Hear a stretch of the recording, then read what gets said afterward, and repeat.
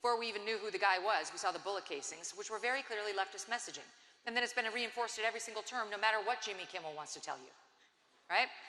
So I would say, look, as a conservative, I don't think it's really our jam to run around getting people canceled, even for hateful thoughts. I think it's good the university or the hospital suspended her for a week. She probably got the message.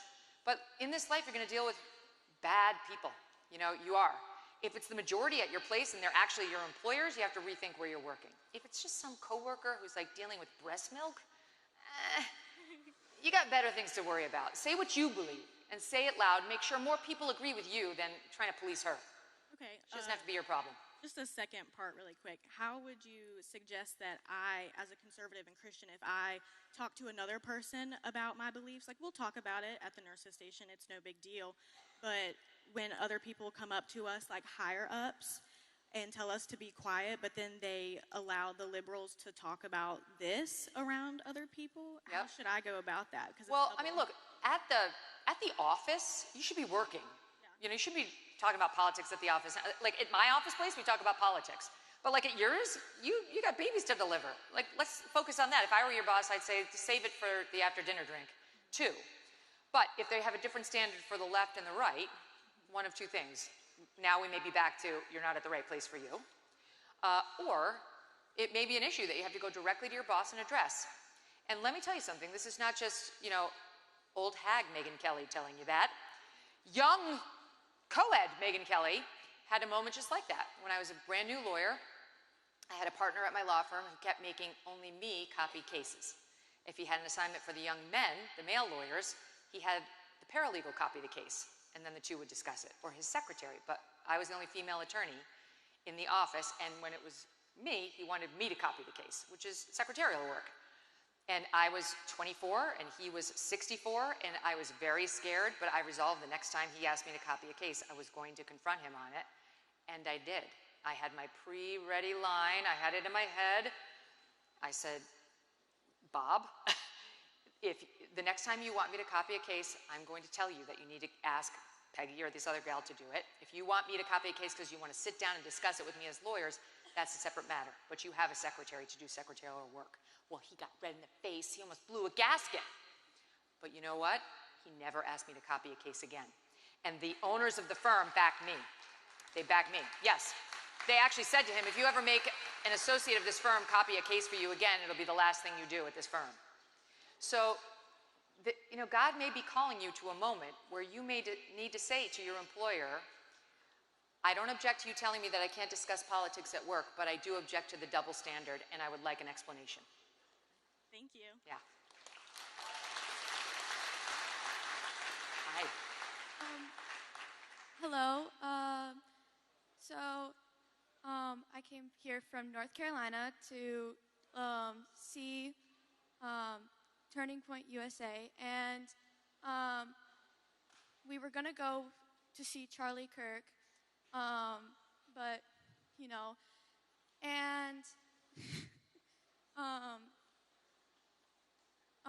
so I just wanted to say, like, thank you for like continuing it, and yeah. Thank you for showing up. The question is,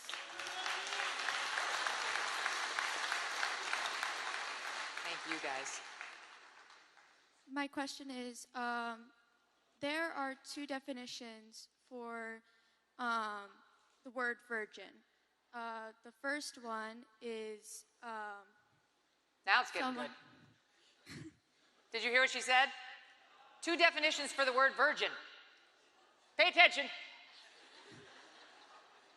That in like Greek terms, the first definition is what we all know what a virgin is, and the second is a young woman of bearing age. So if like, what was Mary? Like, was she the first or the second? Wow, that's above my pay grade. I mean, a virgin in my understanding is somebody who has never had sex. Yeah, that's my understanding. That's my understanding of the Virgin Mary. Never had sex. I don't think the meaning changes. I'm not sure about the dual meaning. There's no Venn diagram that comes to mind that would explain that. I apologize for not being more illuminating to you. I'm stuck in 21st century America, but I think there's only one real understanding of it, and that's it. Thank you.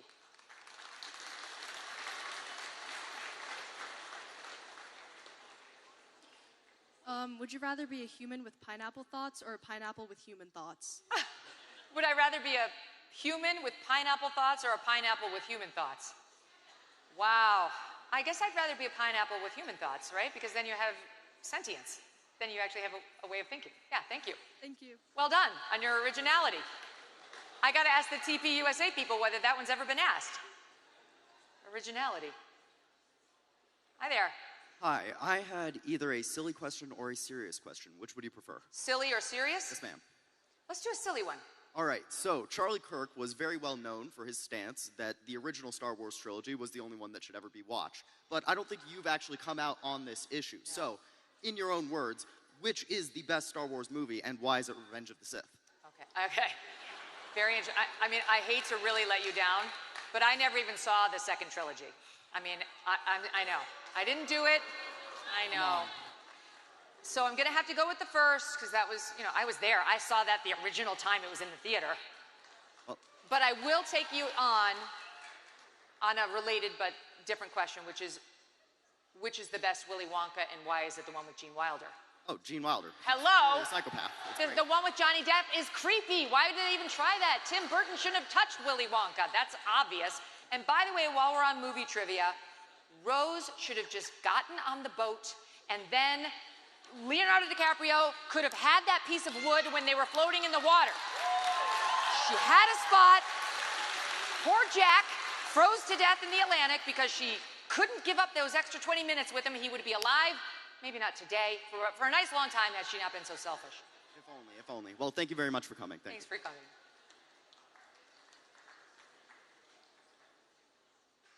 Hi, thank you so much for being here. This question was originally meant to be directed towards Charlie, so I guess I have to ask, do you pay attention to basketball? Not at all. Well, Erica's going to be disappointed in me too. She could answer this. Sports are not my thing. Yeah. I was going to ask, well, Charlie said the GOAT debate should have been between MJ versus Kobe, so I was going to ask why he thinks Kobe's better than LeBron. Wait, better than LeBron or MJ? He was... Basically, he thinks the GOAT debate's between MJ and Kobe and not MJ and LeBron. Yes. So I wanted to ask why he thinks Kobe is better than LeBron. Well, I don't know about that, but I can tell, for sure, Michael Jordan's the GOAT, right? Are we all in agreement? That I know a little bit about because I did live through that, and I was in Chicago when the Chicago Bulls were, that Magic team was there. I ran into Dennis Rodman at a bar right after he married himself. That happened. And it was truly like watching magic on the court. Those guys floated up and down. They didn't run. They weren't normal basketball players. That's as much as I can say. LeBron, I don't know anything about basketball other than he's annoying. And I'm sick of him giving me his opinion, which is completely boneheaded. He literally said that cops were hunting black men in the streets, which is A, untrue, and B, incredibly divisive and incendiary. Those are incendiary comments. So shame on him. I'm not his fan. Okay, that's all I wanted to hear. Thank you. I tried. Yeah.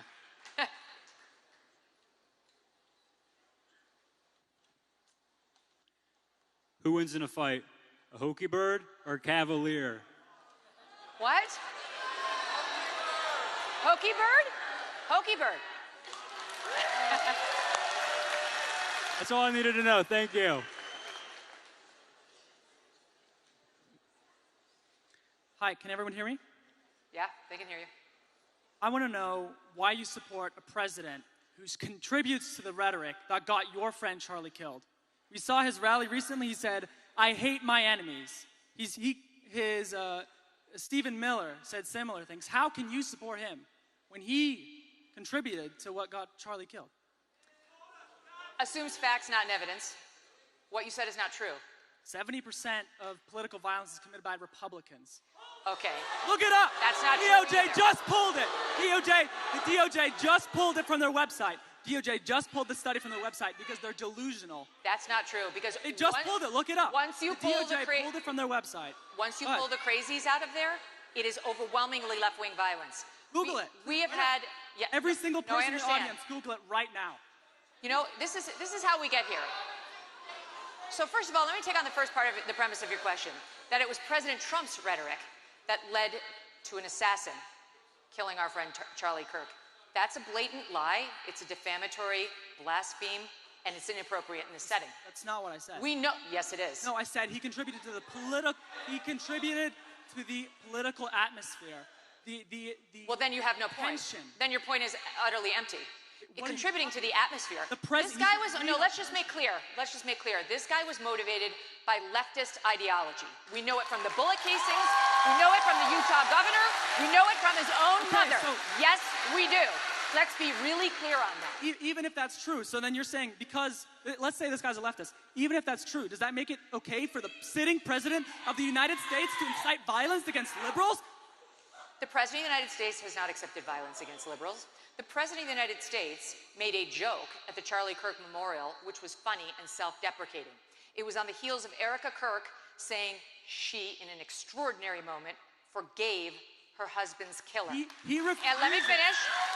And then President Trump got up and making a joke, playing off of what Erica said. He said, we disagree. I need to do better. Erica's going to try to convince me, but I'm in a different place.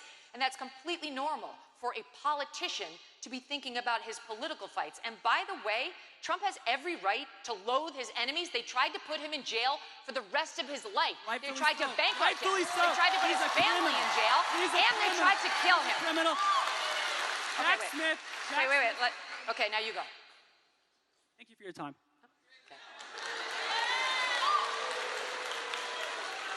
No, it's fine. It's good. It's good to have some folks come up and disagree. Hi. I'm going to try to follow that. I wanted to say thank you so much. I love that you embody your rhetoric. I mean, you talk to us about being brave and standing up and saying what you believe, and you've done that in the hardest of times, and it's cost you. And it's easy to say it, but when it costs you something, it means you really mean it. So I honor you for that. And someone stole my political question, so I was going to ask you a personal one, which is, what do you want to be remembered by, or as? What do you want people to say about you? I mean, I think the number one thing I'd want them to say is that I was a great wife and great mother. Awesome. Me too. And I hope broadcaster comes third. Me too. And it is something you have to nurture. You know, I'm a big believer in being a gunner and being a hard worker and out hustling your competitors in the office and elsewhere.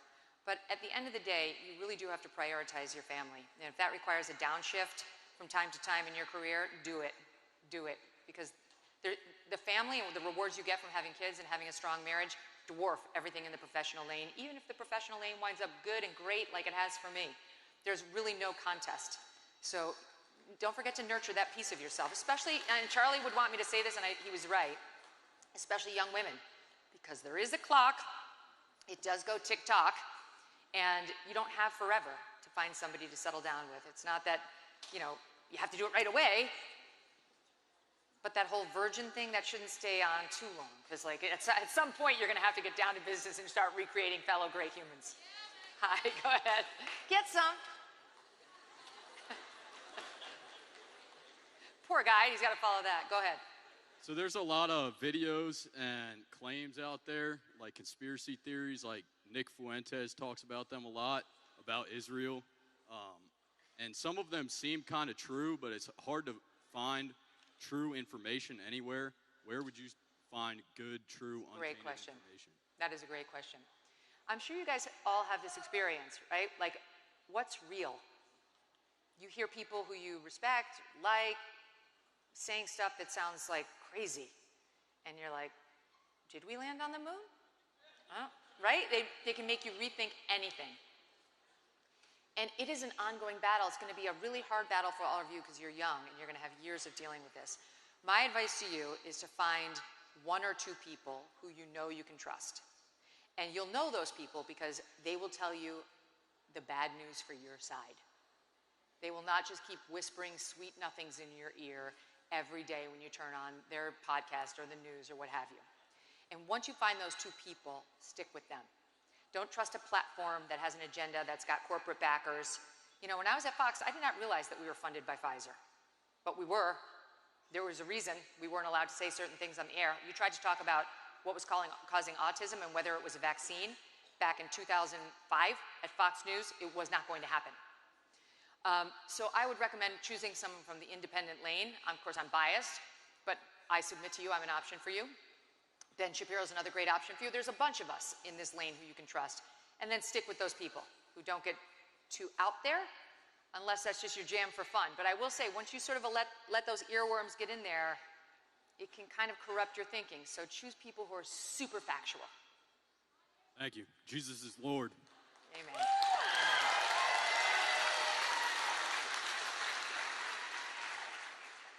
Hi, my name is Dylan. It's nice to meet you. Hi, Dylan. I wanted to start by offering my condolences. I don't think anybody's father or husband should be killed like that. Sorry, I couldn't. Can you speak louder? Or closer to the mic, yeah. I wanted to offer my condolences. I don't think anybody's father or husband should be killed like that, or killed at all, which is what informs the rest of my question. It's kind of a lot of words. I hope that's all right. Yeah. It has been credibly reported that 83% of the people Israel has killed in Palestine are citizens, not terrorists. 2 migrants were shot by a sniper and killed recently in an ICE facility.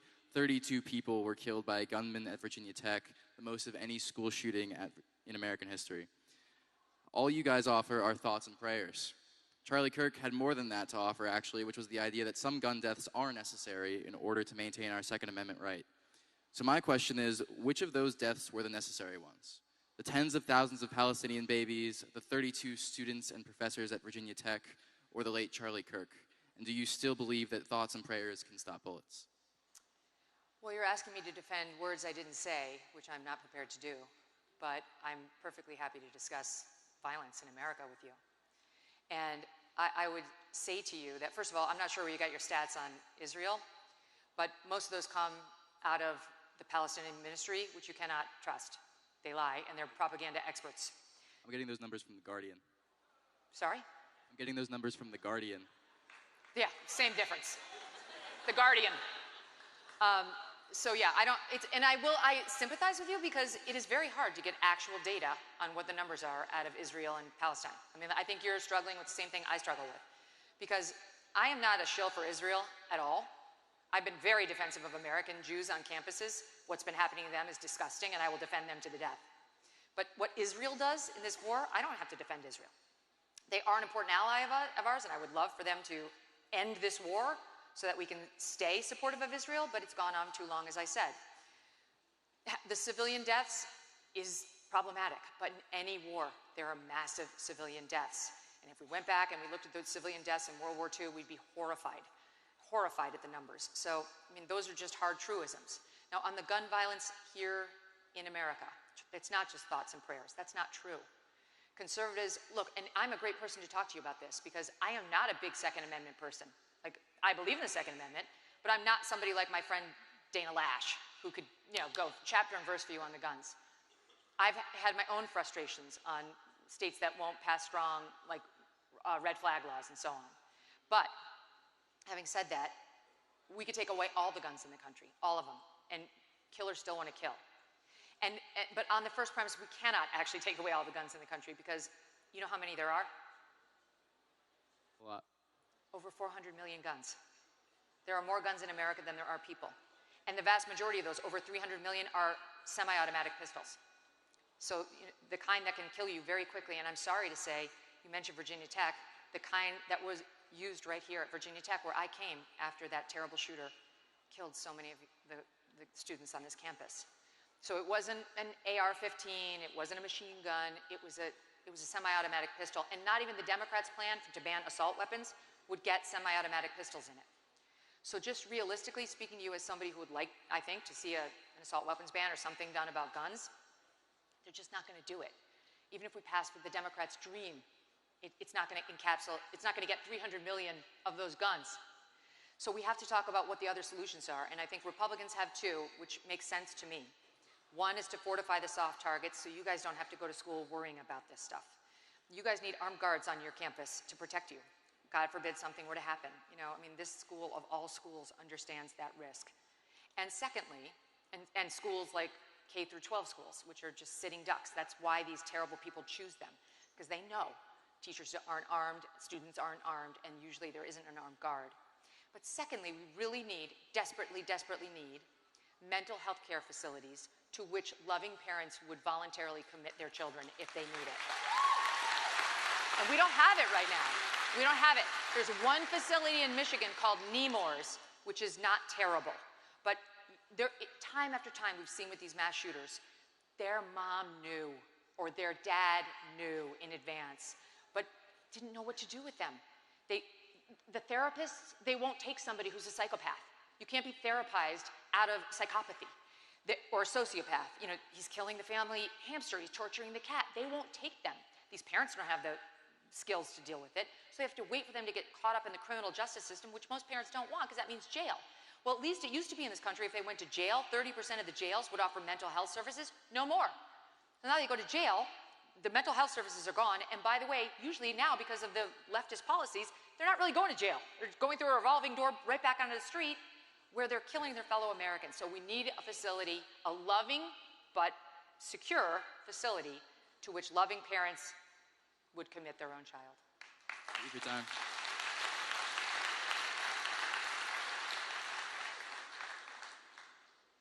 So I got to be honest, when I first got into this line, I was, heart was pumping, I was getting a little bit nervous, but seeing the way that you were treating everyone with kindness and respect, that really settled me down. So I'd like to, first of all, thank you for that. Well, thank you. Thank you very much.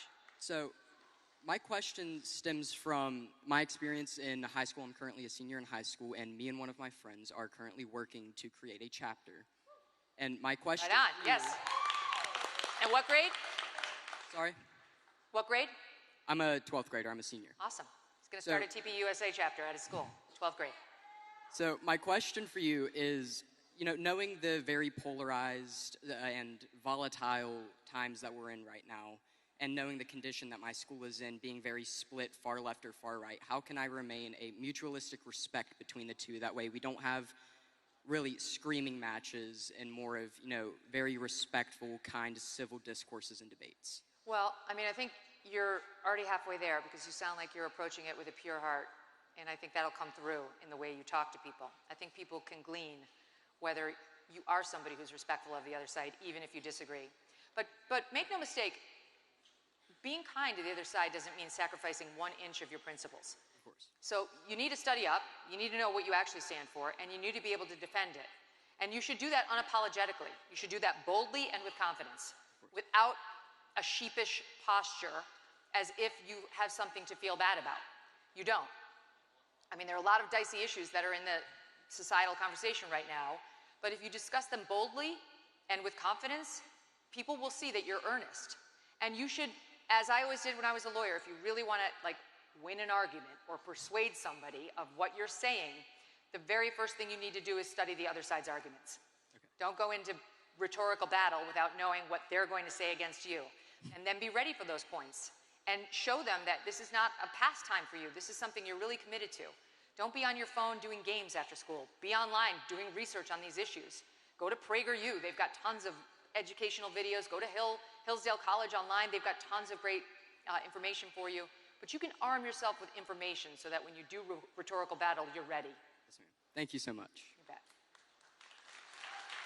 This will be the last question. Okay.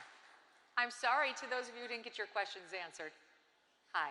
Hi, Megan. Thank you so much for being here. My name is Emma Dayton. I'm a student at Liberty University. Right on.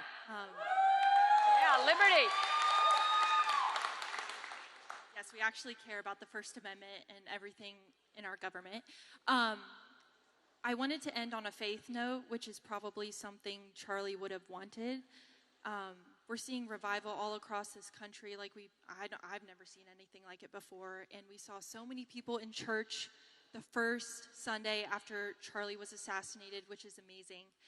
And I wanted to know your thoughts on what you think pastors should have said to their congregation that Sunday. I know a lot of Christians may have left disappointed knowing their pastors didn't say anything, or maybe they didn't really address it. So what would you have had pastors say to their congregation, and then maybe how can churches go forward in light of that? Yeah, thank you for that. I think if your pastor didn't say anything about Charlie Kirk on the Sunday after he was killed, you need to find a new church. I think that's a sickness. I don't, who could Christians find that was better than Charlie as an evangelist for their beliefs, both faith-based and political? Most Christian conservatives lean right, and most understood that Charlie was talking about the gospel in a way that was inspirational, even if they didn't share his politics, and would like to hear him more on the faith-based issues. And so I don't understand that there could be a pastor in America who wouldn't at least embrace that side of Charlie and take a moment to pay their respects to him. I think it's disrespectful to him and to the millions of people around the world who felt inspired by him and feel inspired by him right now. So I think shame on them. Find a new church. Once again, back to my original point, in a way that's cancel culture. It's you canceling them or them canceling themselves right out of your life. That should not be your faith leader. Listen, you guys, that's it.